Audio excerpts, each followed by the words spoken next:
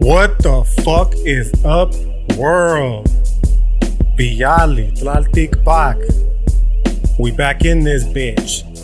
Another podcast for that ass. Another Grito, sea dicho. Coming about 3 fucking weeks, dog, since my last podcast. For those of you that are fucking listening along, just know that I appreciate the fuck out of it. And that I also apologize for taking so long, yo. It's just, it is what it is, homie. It is what it is, right? Obviously, your boy is still dealing with the fallout of the death of my brother. And, sometimes I just don't got the energy to do these motherfuckers. But thankfully, I sat myself the fuck down and forced myself to read some existential philosophy in general. And I'll talk about the particulars here shortly because it's just not a place to live, bro. It's not a fucking, it's just not a place that I want to be living, okay? For a variety of reasons that I'll discuss here shortly. But the point is not to start off on a fucking downer note. It's actually the quite opposite, okay? In fact, part of the reason why it had taken me so long to podcast again is because I didn't want to come on here and just be some fucking sad boy type shit. You know what I mean? Like fucking doling you to death with the fuck. You got your own shit going on, homie. You don't need me fucking compounding onto the shit that I got going on too. Like I share it because it fucking influences the philosophy, obviously. You know what I mean? But my intention is never to fucking unload my problems, unload my fucking low vibing ass on you, because it's not your fucking responsibility to carry that weight. You know what I'm saying? I appreciate the fuck out of it for those of you who still reach out and fucking voice your support. You know what I mean? I appreciate the fuck out of it. Don't get me twisted. But what I'm saying is at the end of the day, a podcast is meant, at least in my perspective, to be entertaining. And where I was a couple of weeks ago I wasn't going to come from an entertaining place. You know what I mean? I was going to come from a very low vibrating place. And I didn't want that to be the energy of the podcast. You know what I mean? The shit that I talk about is fucking low vibe. Not low vibing. It's real life shit. You know what I mean? And so it's heavy enough. And you don't need, I didn't want to fucking drop that heavy shit from a low vibing place. So I was like, you know what, dog? I gotta take a break and just fucking allow myself to fucking be filtered through the sacred Tlazatloli. You know what I mean? The fucking, the sacred filth goddess. Allow her to fucking cleanse me, if you will, so I can be recycled back up to the higher order of the spectrum. And hopefully come back with some fucking, just with some fresh energy to drop this fucking podcast. You know what I mean? And for all intents and purposes, that's where I feel today. I'm actually, coming off the heels of this podcast itself is coming off the heels of the fucking slap heard around the world. You know what I mean? The Fresh Prince bitch slapping Chris Rock. So, I have there's a lot of, I guess, happiness, I guess you could say. I don't want to say happiness, but there's a lot of fucking silliness in my energy right now because of how fucking amazing the ensuing memes have been in the fallout of that fucking bitch slap heard around the world. You know what I mean? So that's definitely helped, elevate my spirits a little bit. But also it's the existential philosophy that I'm discussing today. In all honesty, it took me about a week to prepare this podcast because as I was sitting down to read it and start to prepare for it and then write it, I would have to take breaks, bro, because this shit is, like I said, it's fucking heavy. You know what I mean? So it wasn't just something that I could fucking sit down and pound out like usually like in one fucking day. You know what I mean? It was something that I had to sit with, work with, and all that kind of shit. You know what I mean? So there's a lot of, the point that I'm trying to say about that is that it comes from a place, this particular podcast, I think of both joy and sorrow, which for me, personally, as long as it's delivered from a good vibration, I think it's a perfect mix. You know what I mean? So I felt compelled today to say, you know what, dog, fuck it. Let's do this shit. I might, like I said, I'm still dealing with the fallout of my brother, dog. And that shit, obviously, man, it has not been easy. Okay. But, I'm trying slowly but surely to get, to get by every day. Cause honestly, there's no other option, bro. I could, of course, do exactly as I've been doing and just lay around and either sleep or do fucking absolutely nothing more than, veg out on my phone or watching movies and shit. You know what I mean? But honestly, that's not really an option, bro. Not so much in the sense that it isn't something I will allow myself to do, because obviously I do that shit sometimes, you know what I mean? But rather in the sense that doing so isn't going to fucking magically make the situation I'm living through fucking just disappear, homie. It's not going to make the situation you're living through just magically disappear. You know what I mean? Pain is a good thing. How does that country song talking about rain, right? Just flip it up a little bit and say, where I come from, pain is a good thing, right? Why? Because, it lets you know, dog, there's some shit there that you need to address because it's this shit here that's keeping you from fucking, not feeling the pain. And you can heal that pain and fucking continue along with your life, become stronger because of it. Or you can just sit there and neglect that shit and let it fucking fester and continue untended to, in which case, you're never going to be free from it, which is going to be the point from today's, one of the points I should say for today's episode, right? So, yeah, I guess the basic gist of that. Actually, before I get to the basic gist, let's get the formalities all out the way. If you haven't already, follow your boy, OG, _ Ice Nice 13 on the gram, and something along the same fucking lines on the other socials, right? So yeah, let's just get into it, dog. The point being is that that's just life, homie. Okay, that's life. More music for you all, right? It's fucked up in all of its beauty. It's fucked up and it's beautiful, all wrapped up into one, dog. And honestly, sometimes I feel like a prisoner, right? I'm just gonna be honest with you. I'm shooting this shit honestly to you. This is me dealing with the death of my brother. You know what I mean? Which is actually gonna be the anniversary, the 7th month anniversary tomorrow, right? So it's very, very fresh in my mind. Okay, and also when I was creating this fucking podcast, so it feels like I'm a prisoner sometimes, bro. Right? It feels like I'm a prisoner in the sense that, you know, I've seen a loved one who's been released from prison, right? And then, which I'm happy for them. I'm happy, like, good, you're released from prison. Like, I hope you go off and you live your life, like, in the most fucking joyous and positive way possible. But at the same time, like, I'm sitting there and I'm just myself simply waiting out the days until it's my turn to do the same. You know what I mean? Like, I'm stuck in this fucking prison, being held down, but in a maximum security prison, and I can't fucking leave to join my fucking brother yet. You know what I mean? And, you know, sometimes I get really sad thinking about how much longer I'll have to wait, given, you know, just the general lifespan of Americans in general. And especially my family history. My brother was the anomaly, bro. I got a fucking grandfather. My grandfather, he's about to turn 90, like in 2 weeks, 3 weeks. You know what I mean? My grandmother's same. She's about to turn 80 here in a couple, like in 2 years or so. You know what I mean? So quite the anomaly for my brother to fucking pass away at 34. You know what I mean? But then I start thinking about it some more, bro. And then I remember that neither of those, they're not relevant measures. You know what I mean? Obviously, given my brother's situation, you know what I mean?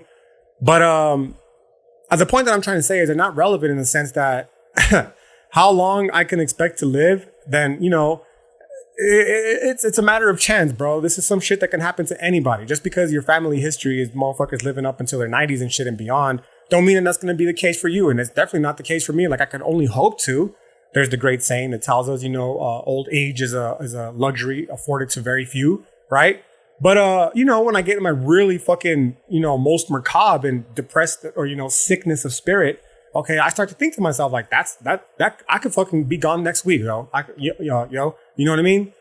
And it's not trying to be fucking low vibing. It's just the honest truth, like the reality of the situation, if you will. Just fucking from an existential perspective, understanding how even in its fucking most difficult phases, life is still a gift. It's a gift that's given to us, right? How does that old saying go? That's why it's called the present. You know what I mean?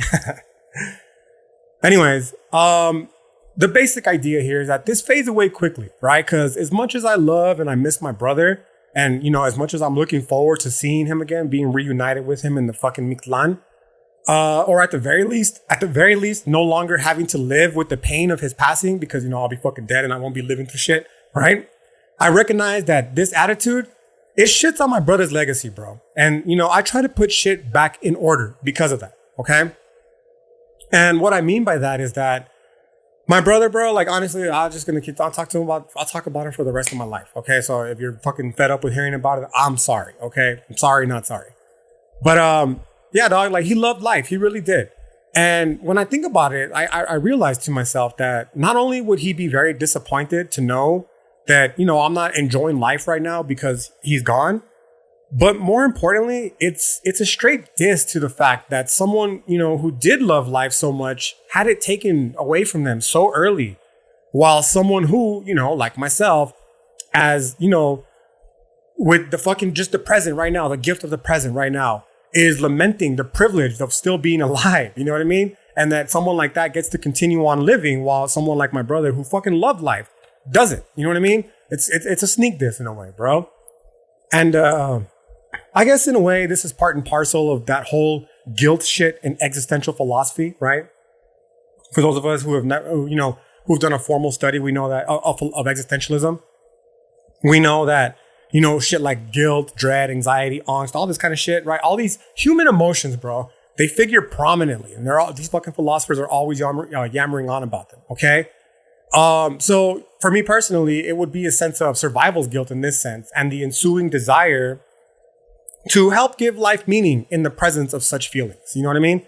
to, again, try to honor the fucking legacy of my brother, bro. But also just so I can actually feel inspired to continue living, because at the end of the day, all fucking bullshit and, edgy shitlord fucking nihilist jokes aside, I do think that life is a fucking gift and that it should be treasured as such, okay? Now, as I mentioned, for me, this generally happens through philosophical reflection. And while Nietzsche is my go-to in these particular instances, I wanted to break from the mustachioed madman, if you will, and revisit the work of a philosopher I was covering a couple years back, and that is Heidegger, okay? Now, as a quick refresher, Heidegger is a dude who is concerned with fallenness and authenticity, which I found to be fitting, for me and hopefully for you at this current moment. This episode, by the way, I should just qualify it. It isn't intended to be a standalone episode, okay? Because as I've mentioned, I've already done previous podcasts on Heidegger. They're episodes 39 and 40, okay? And the reason why I say that is because if you have listened to them by chance, you'll know that Heidegger is a notoriously dense philosopher who uses his own fucking complicated language that is fucking very particular to the philosophy that he's talking about. So if you haven't listened to that episode 39 and 40, I'm going to be using some of the language that I've already introduced. So, obviously I'm not trying to insult your intelligence. You're a smart motherfucker if you're listening to this shit. You know what I mean? But what I'm saying is that if at any point the language that I'm using starts to become a little bit fucking dense, you can always pause and go back and peep those episodes, because I introduce all that language there, right? So I'm going to operate for this particular episode from a place of familiarity. I'm just going to assume you're already familiar with the language and take it from there, right? So yeah, I guess the best place to start then would be the language of existens, okay? Existens here with a Z at the end. So this fucking existens for Heidegger is this existential idea that I personally find to be of great importance, okay? And that is the freedom of choice and the recognition of freedom as a whole. This is coming from an existential perspective, but goddamn, bro, this shit parlays to all sorts of other elements of life, specifically now obviously the political element. You know what I mean? It spans the gamut from, our own personal responsibility to psyops, homie. And at the core of it is the insistence that we are ultimately in control. Motherfucker psyop, dog. Motherfucker propaganda. That shit only works if we fucking give them our power. The most precious real estate is our brain, okay? And the only way that shit works is if we give them the space available for them to fucking set up shop and start running their game. You know what I mean? And, the same is also true from a personal experience in terms of like our emotions and shit, right? Obviously, people who are, very emotional, whether it's anger, fear, jealousy, hatred, sadness, depression, the emotions in general, they're fucking easy to control. You know what I mean? So while it's easy to get caught up in this fucking, these pits of wallowing, right? These nihilistic despair, these bottomless pits of fucking nihilistic despair. It's also important to fucking remember that at any moment, we have the power to claw ourselves out of these bitches. You know what I mean?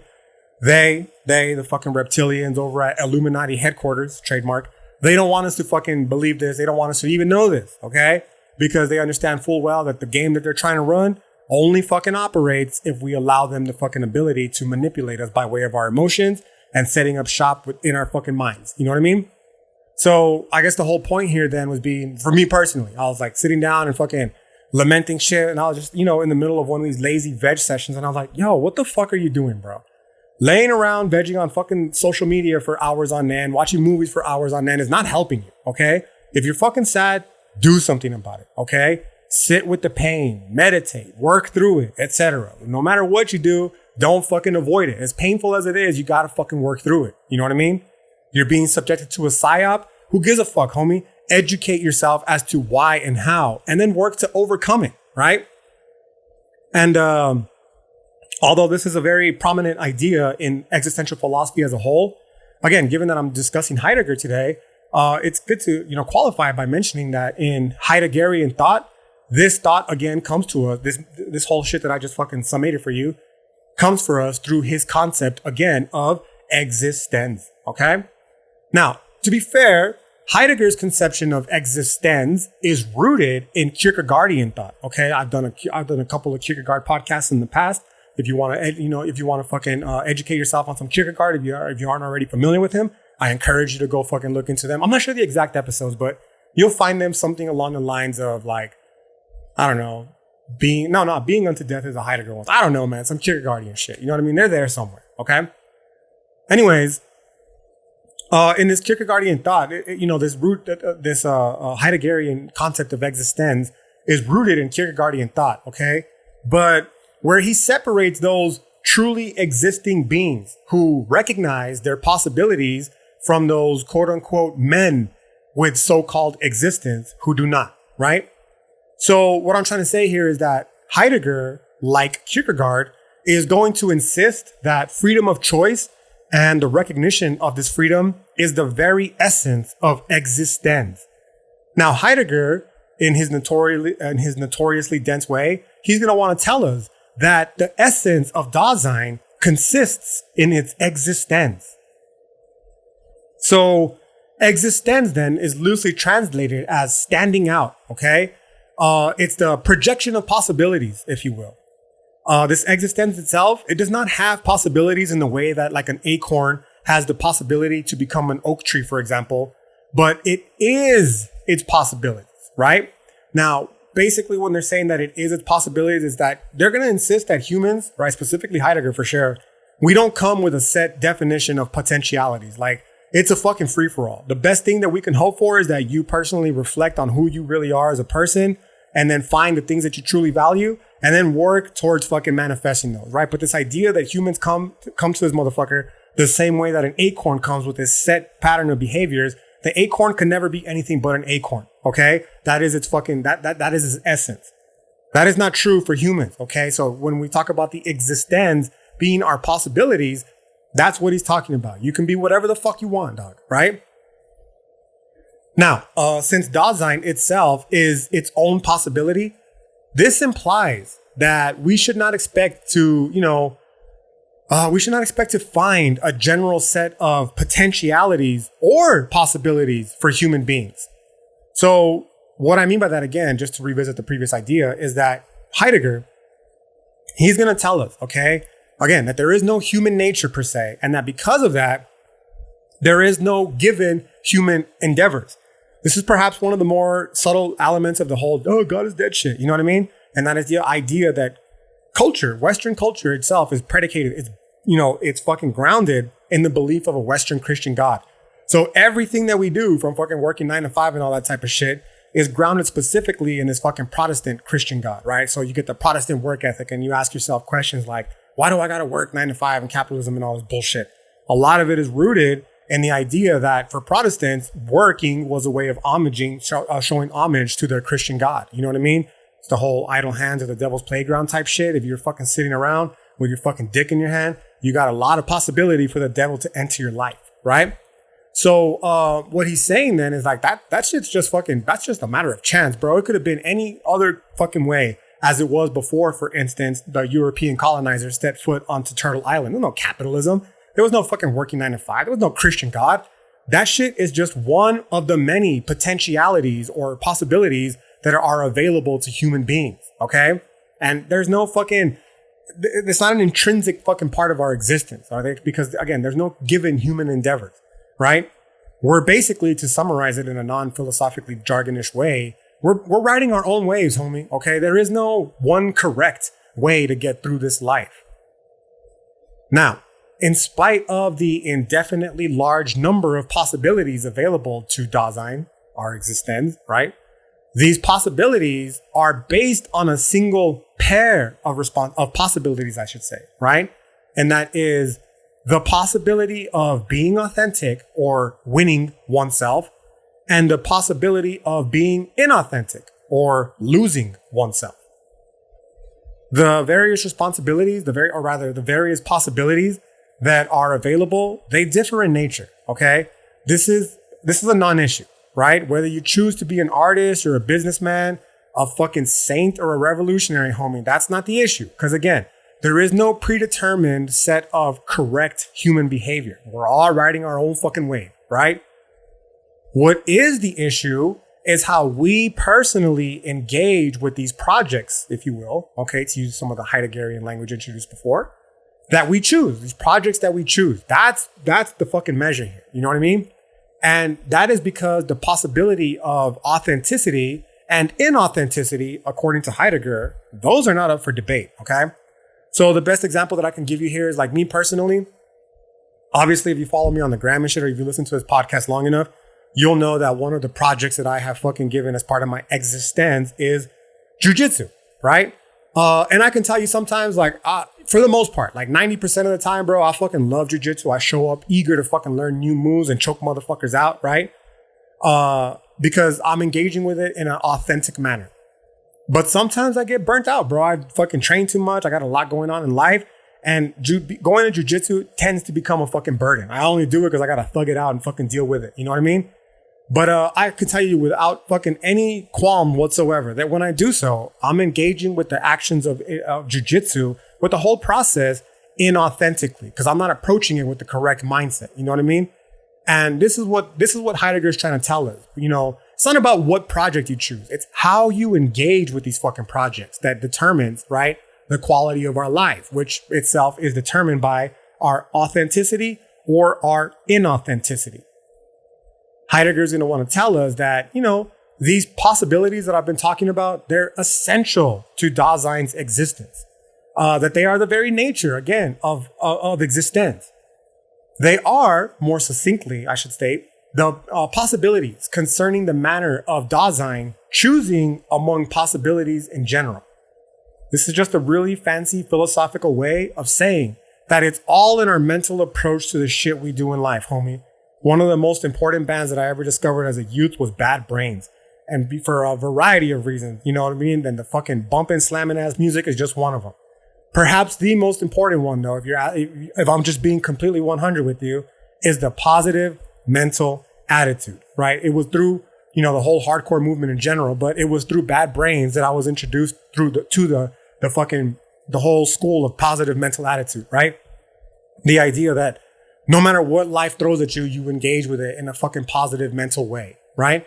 So again, this is kind of the idea that Heidegger's trying to get at here, bro. These possibilities concerning the manner of Dasein's choosing, you know what I mean? Those are just among possibilities in general. There's so many out there for you to choose from that can define your life. It's not about which ones are correct or not, right? It's about how we engage with them mentally, right? We can either have this positive mental attitude about it or not. We can either be committed to it truly, or we can just say that we are, but never really and fully engage with them in any real, tangible way, right? Like the way I do occasionally with jujitsu. Actually, when I sit and think about it, dog, like this is one of the reasons why I hate Heidegger. That's why I hate reading Heidegger, right? Because he always makes me realize how inauthentic I truly am. I don't read Heidegger, dog, when I'm in a good space. Like it's a fucking afterthought. The same way with Nietzsche. I never read Nietzsche when I'm in a good space. You know what I mean? So when I read these motherfuckers, it's because I'm vibing very low. You know what I mean? And they help me realize like, yo, fucking up, dog, because you don't know if you got 60 more of these years left or fucking 60 days, 60 minutes even. You know what I mean? And you're fucking living this inauthentic life because you're fucking stuck in this negative mental space that has you engaging with the fucking projects that you chose for yourself. I chose these projects for myself to give meaning to your life. And because of that, you're in a very fucking bad place. You're in a very bad way right now, right? So Heidegger, he comes along and he makes me realize this shit, dog. He makes me realize how, again, me personally, I have like bursts of authenticity, but inevitably, and this is true of everybody, by the way, I'm lulled back. We're lulled back into these states of comfort where we're just going through the motions. And again, just living inauthentically. Me personally, one of the things that I do pray for is for the strength, if you will, to be able to remain vigilant and always authentic, bro. But if we're being honest, that's just not possible. It's just not possible. You know what I mean? And that's okay. That's okay, bro. Because even the most vigilant among us, we're bound to get caught up eventually, dog. Heidegger's going to want to tell us. You know what I mean? So the goal is to be aware of this and to snap out of these states of inauthenticity sooner rather than later, even if at all. Some motherfuckers, we fall into these states of fallenness, dog. And even though we were very hyper vigilant about them before, some shit like catastrophically can happen, such as the death of a loved one in your family. And that's it, bro. There's no snapping back if you're not on your fucking 1-2. You know what I mean? So specifically then, what Heidegger is going to want to tell us is that, you know, authenticity is the explicit and honest recognition of the necessity of making choices, okay? This is authenticity. while the refusal to recognize one's choices as our own, in turn, is inauthenticity. Okay? So it's like, it's easy to blame, if you will, all the shitty things happening in our life on external circumstances. And in some instances, bro, we may be justified in doing so, right? But again, honestly, we got to consider to ourselves how much of this is further amplified by our own shitty choices and the way that we're approaching it mentally, right? Whether it's our health and diet, the latest psyop we're dealing with, it's all the same, bro. The passing of a loved one is the same shit, right? It's easy to approach these issues in a disempowered way where we castigate, if you will, ourselves to the role of victims, bro. Victims of circumstance, okay? But ultimately, this is inauthentic, because the power ultimately always resides with us. You know what I mean?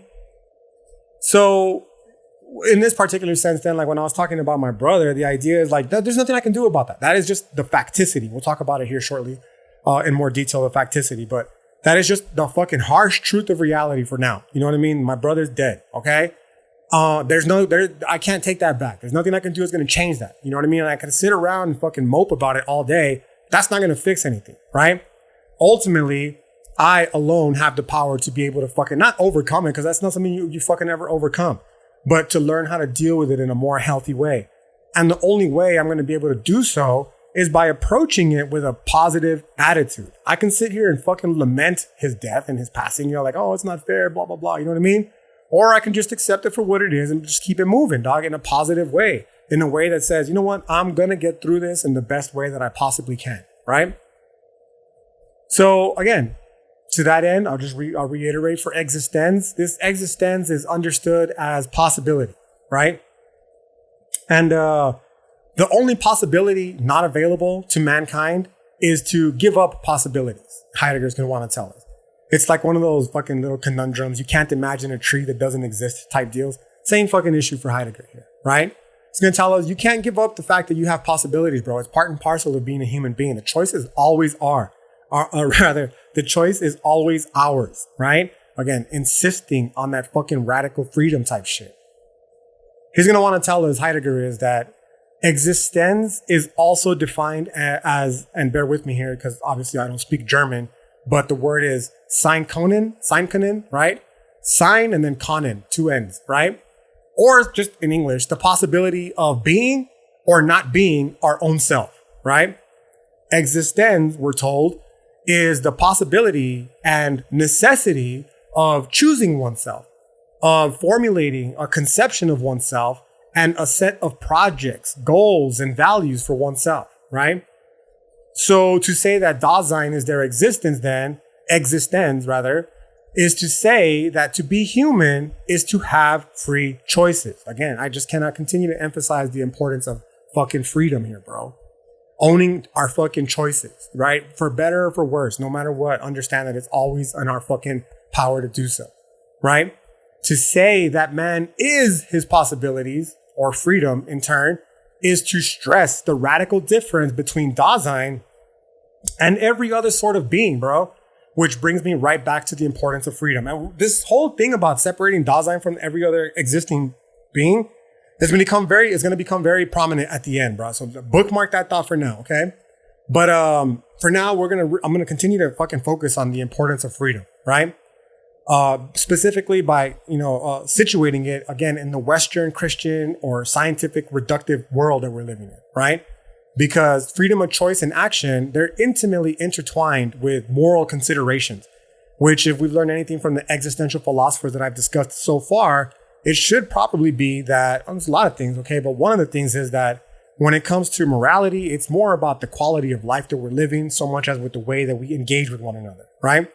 So in this particular sense, the morality, it's a moral responsibility that we have to fucking, live meaningful lives, authentic lives, right? And we're trying to do this in fucking being situated within a Western Christian and scientific reductive world, right? That's going to want to tell us that we don't have freedom and we don't have freedom of choice, right? So yeah, the basic idea here to reiterate is that, without free will, we can't be held morally accountable, which is terrible on multiple fronts. I've discussed it before. But the basic idea here is that with God and science, bro, both God and science, free will is not possible on pain of either theosity in terms of the former, right? And because we live in a reductive material world that can be explained mathematically, including our every actions in the case of the latter, right? So if this is the case, ideally, we're going to want to say, well, what's the point of even bothering? Because all my actions are clearly fucking predetermined. There's nothing I can do to change that, right? As far as Heidegger is concerned, and a lot of the other existential philosophers, though, this is just simply not true, bro. Okay? We have the fucking freedom at every moment. We can never let go of that assertion, right? And perhaps more importantly, as far as Heidegger is concerned, he isn't so much concerned with freedom of action so much as he is concerned with freedom of choice, right? Because to be itself, if you will, to use his terminology, to decide existence by taking hold, to choose one's own possibilities, that is to live authentically, right? Conversely, to not do so, to not have chosen our own possibilities, got oneself into them, or simply grown up in them, if you will, to neglect one's own existence, that is to live inauthentically rather. And if we're being honest, that is pretty much what the majority of us by default, right? We're fucking kids, bro. We don't understand what the fuck is going on. Doesn't mean we don't have a chance or a choice to fucking change it. But most of us, we're just fucking exist given the possibilities that have been bestowed upon us, the ones that we've grown up in, right? It's called socialization, essentially. That is a socialization process, I should say. The point is that, to be able to recognize this and learn to overcome the parts that aren't conducive to us living authentically, right? Anyways, Heidegger is going to want to tell us, bro, that to exist then is to make decisions and choices. Like that is existence, bro. Not this fucking passive shit where we just allow ourselves to be blown like a tumbleweed in the wind in the direction that the fucking powers that be, the masters of mankind, decide. Like that's not an existence, bro, okay? To exist is to make decisions and choices. So to that end, the question, who am I, according to Heidegger, it can never be answered except through a decision as to what I intend to make myself. It's not about who am I, like finding your own inner essence. It's about fucking asking yourself, what am I going to become? What am I going to make of myself, right? This created self, according to Heidegger, it exists on a horizon, okay? Where the possibilities that we can engage in range from the possibilities of experience to the possibilities of knowing, actions, moods, attitudes, feelings, and so on. These possibilities simply are possible structures of being in the world. That's that fucking Heideggerian language that I was talking about, right? So if you're like, what the fuck is this fool talking about? Again, episode 39 and 40, right? Again, these possibilities are the possible structures of being in the world. And they are possible simply by virtue of the fact that they can be conceived of by Dasein. Like, if we can think it, this shit is possible, bro. More importantly, if it's been done before, it could be done again, right? So that's basically the idea that he's getting at here, right? And one's conception of the world and one's conception of ourselves, Heidegger is going to want to tell us, they're inseparable. They're fundamentally one and the same, right? And these conceptions themselves, they are our possibilities. So if you're living in this fucking black pill depressed world, bro, that's the only possible outlets that will be available to you at any given moment. You know what I mean? So you want to fucking expand your world, you got to expand your fucking conception of what is possible. You know what I mean? So he's going to want to tell us, Heidegger, that the existential structure of the world that Dasein finds itself living in, its being in the world, if you will, to use some more of that Heideggerian language, is what he refers to as our facticity. Now, unlike our existence, our facticity is not chosen by us. It's not chosen by Dasein. So that's just a fucking philosophical way of saying that we don't just find ourselves thrown into any world, okay?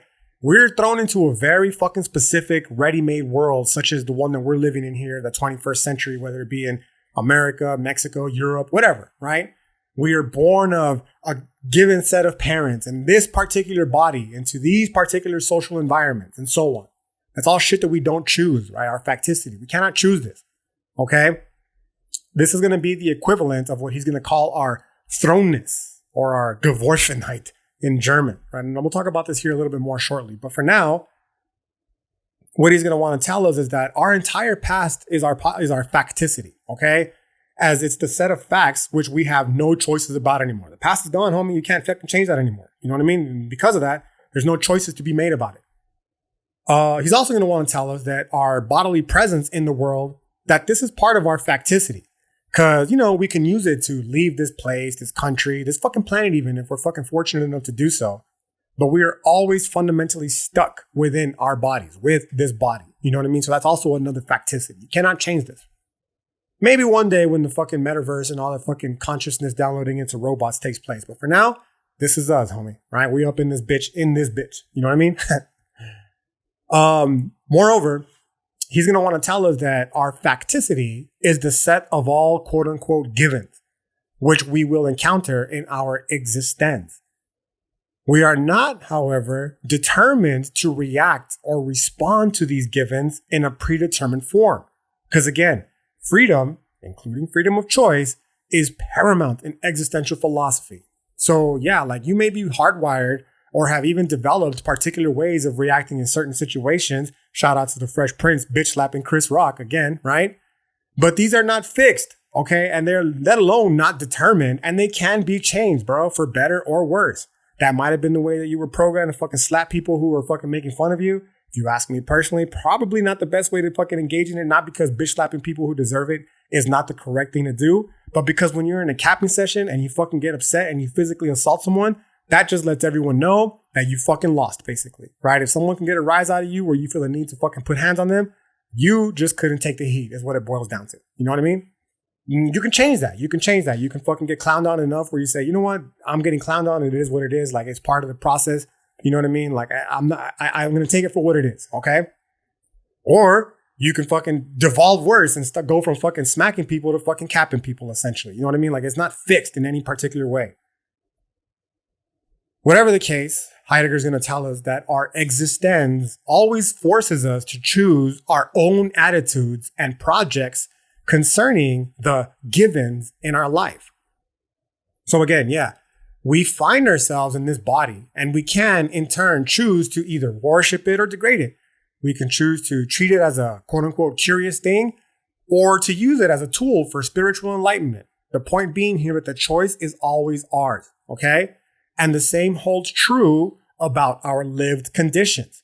Just because we were born in the hood, dog, doesn't mean that we have to stay here, homie.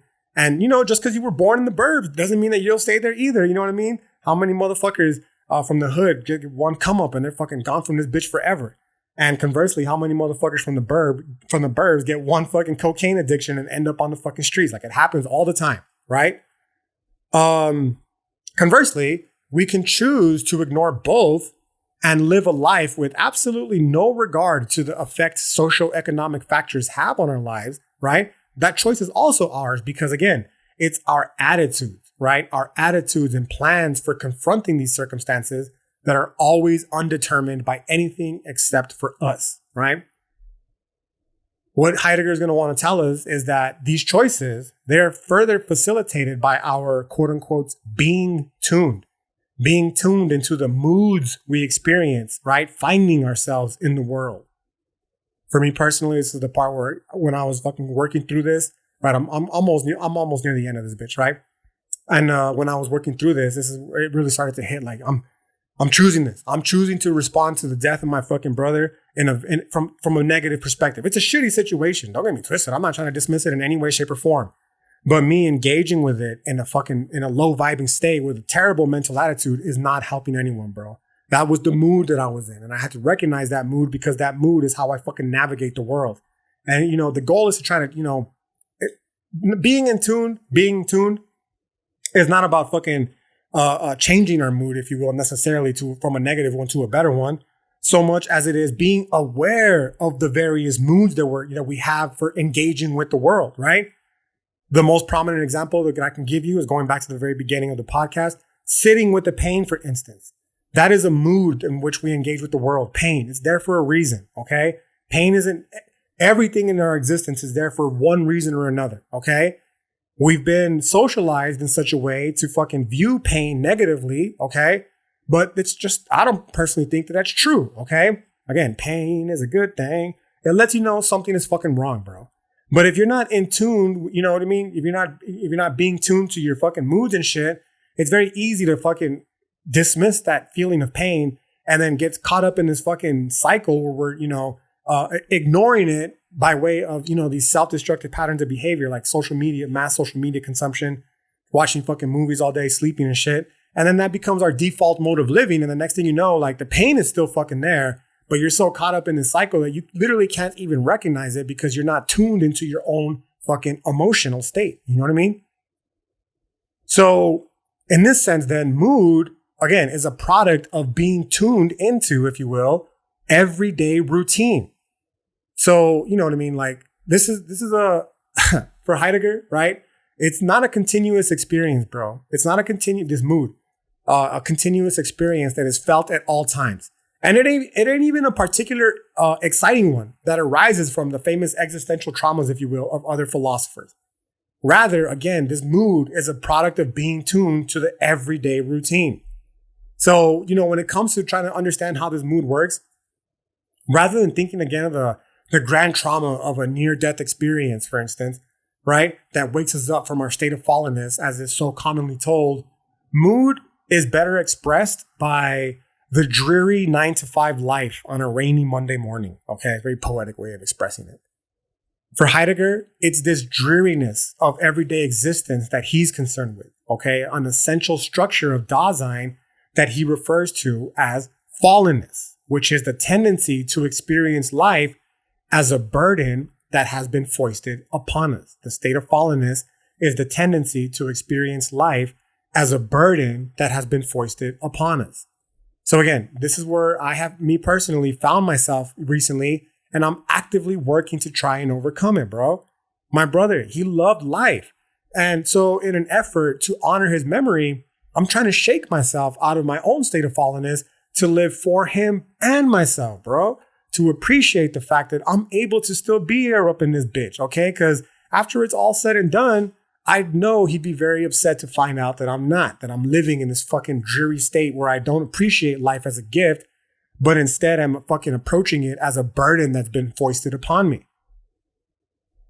So again, there's a wide range of moods for Heidegger, bro. And even though he focuses heavily on the dreariness, mood ranges, again, in scope from boredom and ennui, okay, to the occasional outbursts of joy that we feel towards the world as a whole, okay? Like me personally right now, in response to all the amazing memes coming in light of the fucking bitch slap heard around the world, you know what I mean? Like these moods, they range from all sorts of shit, dog. And these moods that we have, they're everything, homie. Heidegger's gonna want to tell us. They're everything. Because our general mood is what discloses to us our being in the world, our facticity, right? So a good way to explain this for me personally is that, like, lately my mood has been very somber. And in turn, because of that, I've interfaced with reality in such a way because of it. That's why I didn't want to drop these fucking podcasts this episode sooner. You know what I mean? I was fucking interfacing with reality in a very fucking depressed, low vibing mood, if you will. And I did not want to be, I didn't want that to be the tone. You know what I mean? So yeah, like when it comes to these mood, dog, they're disclosing to us. If we're in tune with our moods, they will reveal to us like, hey, dog, this is the way you're engaging with the world right now, for better or worse. Just be aware of it. Have the emotional intelligence to know where the fuck you're at, how the fuck you got here, how the fuck to get out. You know what I mean? Because if you don't, this will be the way that you continue to engage with reality for the rest of your life. And if you're not fucking happy because of the way you're doing so now, nothing except for you is going to change that ever. You know what I mean? So, yeah, when it comes to this mood in particular, then the idea is not about faking the funk, dog, right? Because that's inauthentic. Rather, it's about dealing with all the reasons why I'm feeling fucking such type of way, right? And then working back to getting to a more sunny disposition, if you will. Okay? Sunny disposition towards life. With the newfound knowledge that we've gained from the emotional suffering inherent with something like the loss of a loved one, right? The other option, of course, is, again, just to not do anything about it. And by proxy, choose, because by not doing anything, we're choosing to not do anything, right? Choose to live the rest of our lives in this my life in this particular case, in a somber, unhappy state because of it, right? So yeah, for Heidegger, as for Kierkegaard, the most important mood is dread, or specifically angst, okay? That's the language that he uses, Heidegger, angst. But it's dread, homie, okay? And like the mood of boredom, we're told that dread exposes to us the concrete reality of our being. It's important to note that dread is not fear of any one particular object or even of a possible future, but rather it is the fear of nothing. So Heidegger is going to want to tell us that it is this experience which reveals to us our existence, okay? How we are fucking existing up in this bitch, basically. Heidegger tells us that although existence and fallenness are both fundamentally a priori, right, before experience, they're a priori capabilities of Dasein, we rarely come to grips with our existence, homie, yet nearly always fall into the temptations of fallenness, right? So what that means basically is that man, you know what I mean, humans in general, to be completely inclusive, in our average everydayness, this is in a state of fallenness, okay? And Heidegger tells us that when we are caught up with the petty tasks and concerns of everyday life, and we spare no time for reflection on our existence, that's just the state of fallenness, bro, the average everydayness, okay? This fallen existence, he's going to tell us, is the core of an inauthentic life. And that since most of us exist in this space in general, right? Man's, again, humans, primitive, quote unquote, attitude towards the world is neither authentic, authentic in the sense that we explicitly recognize our existence, but it's also not necessarily inauthentic either. Again, which again is the refusal to come to terms with our existence.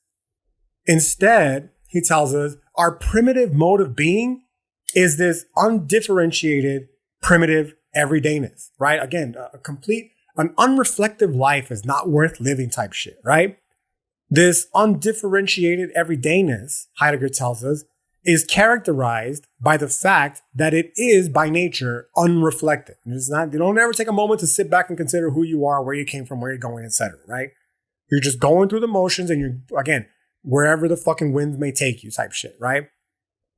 And he tells us that we have not yet raised the question of being, nor considered our own possibilities. And because of that, we're stuck in this fucking average everydayness where we do not define ourselves uniquely, but instead we define ourselves as part of the public, which again is fucking terrible because not only do the massive men live lives of quiet desperation, right? Type shit. That's not Heidegger, that's Kierkegaard, right? This general sentiment, like why would you want to identify with a bunch of people who are fucking massively depressed type shit, right? But also because most of us are fucking bitch ass weak slaves who, again, as I mentioned in the previous podcast, we're holding up facades to deal with the responsibility of life and so on, right? To avoid, rather, dealing with the responsibilities of life and so on, right? Heidegger tells us that, man, human, right, in this primitive state defines himself, or, perhaps better stated, allows himself to be defined in terms of a general concept of, quote unquote, men together, or Mitsein, to use the Heideggerian language, right? In which every man is a manifestation of average man, or just man in general, right? Heidegger tells us that this is Das Mann, okay? And what Das Mann is an undifferentiated man who is not yet real, as in authentic, a real human, an authentic human being, but neither are they an inauthentic human being. That's the default state, right? And this itself is going to go off into Heidegger's views on the primitive nature of being in the world, right? In terms of the totality of equipment in the world of everyday purpose, right? Which is just a really fancy philosophical way of saying that you ain't any different from a hammer in the world that's being used by someone else to build their shit up, basically, right? This is the default mode for many people, this fucking state where this is what I was talking about in the beginning when I said we'll circle all the way back around at the end. This is what I'm talking about. We live this fucking Das Mann type life where you, yourself, me, myself as an individual who is neither authentic nor inauthentic. It's our default mode of being in this bitch, right? Where our default mode of being is that you're just a tool. Like there's no difference between you and a hammer. You're just another fucking tool here in this world to be used accordingly, right?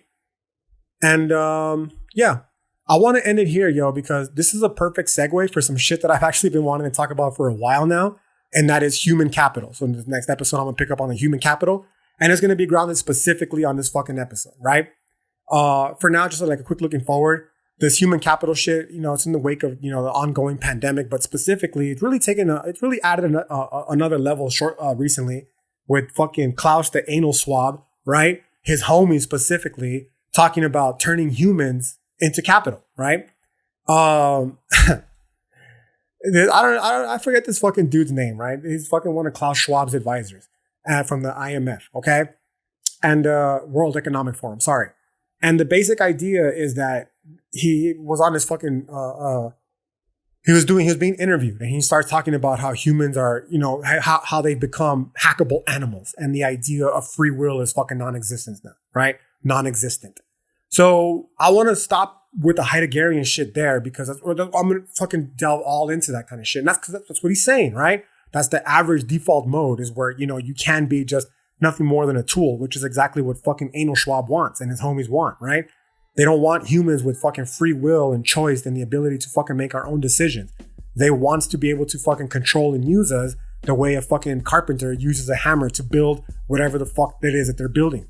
For fucking Klaus Schwab and company, they're building a fucking new world for themselves where we are going to be the fucking cattle that essentially keeps it fucking lifted up, which is why that idea of them hacking us and turning us into fucking, mindless zombies essentially is fucking so terrifying, right?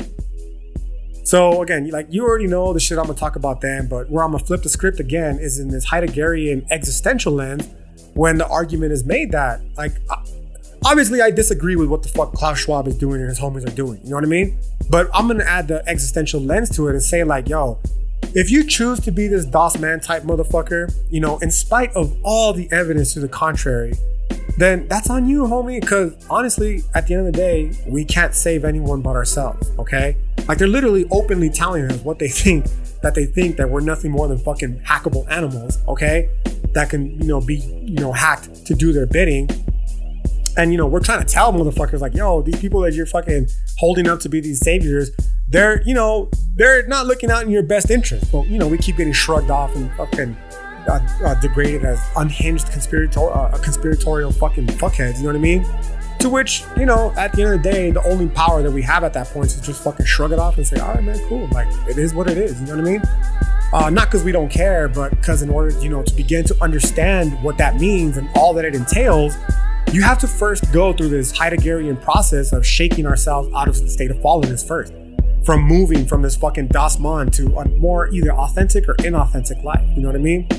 Because if not, we'll just remain in, if you will, the practical world in which people are nothing more than fucking causal relationships and substance.